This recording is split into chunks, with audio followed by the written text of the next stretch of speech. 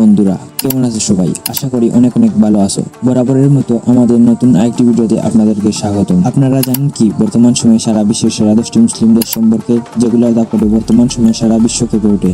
যাই হোক, আমরা সবসময় উন্নত দেশ বলতে বুঝি মার্কিন যুক্তরাষ্ট্র, লুক্সেমবার্গ, আইসল্যান্ড, সিঙ্গাপুর। তবে আমাদের এই পৃথিবীতে বেশ কিছু মুসলিম ধনী দেশ রয়েছে যা অনেকেরই অজানা।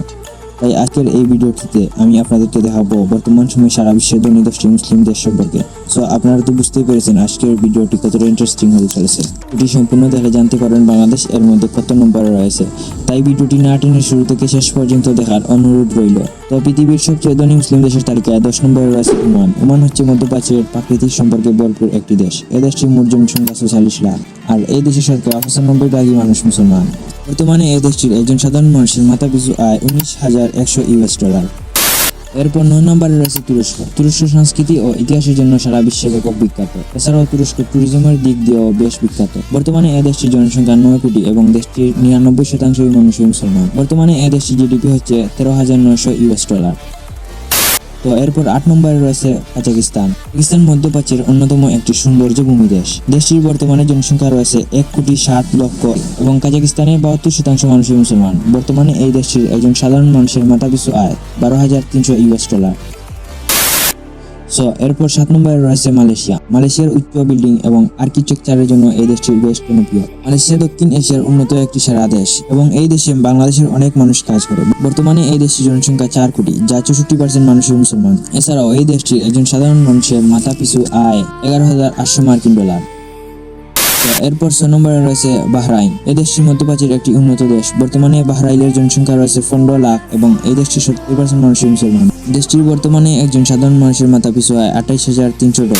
তো এরপর সবচেয়ে ধনী মুসলিম দেশের তালিকায় 5 নম্বরে রয়েছে সৌদি আরব। সৌদি আরব হচ্ছে মুসলিমদের প্রধান ধর্মীয় স্থান। বর্তমানে সৌদি আরবের জনসংখ্যা 4 কোটি এবং এই দেশটির 100% মানুষই মুসলমান। সৌদি আরবের অর্থনীতি মূলত তেল উৎপাদনের উপর নির্ভরশীল এবং বর্তমানে সৌদি আরবের জিডিপি হচ্ছে $30,000।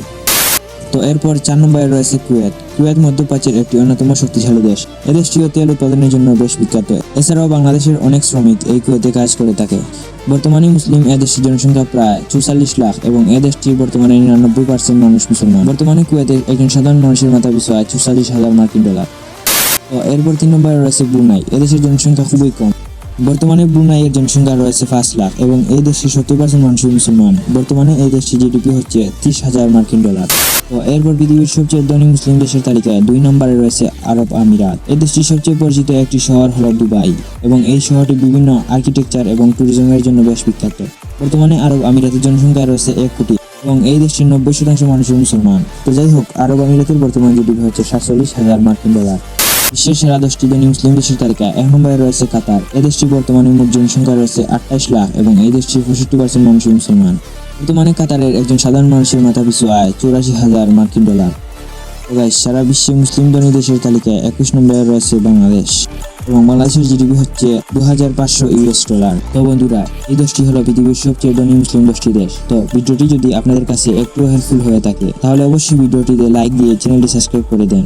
আর এরকম নতুন অজানা ইন্টারেস্টিং ভিডিও পেতে আমাদের এই চ্যানেলটি অবশ্যই সাবস্ক্রাইব করে দেন। তো দেখা হচ্ছে এরকম নতুন ইন্টারেস্টিং ভিডিওতে। এতক্ষণ ভালো থাকেন, সুস্থ থাকেন, আল্লাহ হাফেজ।